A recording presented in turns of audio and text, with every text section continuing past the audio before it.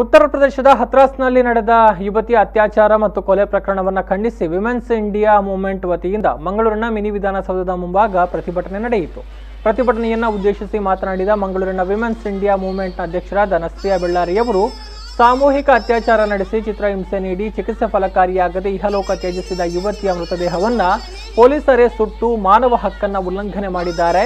ನಮ್ಮ ದೇಶದಲ್ಲಿ ಮಹಿಳೆಯರಿಗೆ, ಜನಸಾಮಾನ್ಯರಿಗೆ ಭದ್ರತೆ ಒದಗಿಸುವಲ್ಲಿ ಸರ್ಕಾರ ವಿಫಲವಾಗಿದೆ.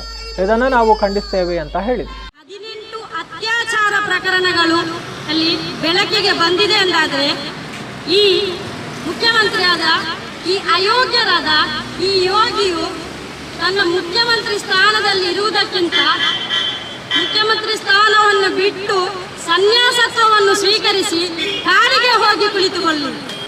ಈ ಮಾತನ್ನು ನಾನು ನಿಮಗೆ ಯಾಕೆ ಹೇಳ್ತಾ ಇದ್ದೇನೆ ಅಂದರೆ, ಕೆಲವು ದಿನಗಳ ಹಿಂದೆ ಉತ್ತರ ಪ್ರದೇಶದ ಹತ್ರಾಸ್ನಲ್ಲಿ ಒಂದು ಘಟನೆ ನಡೆಯಿತು.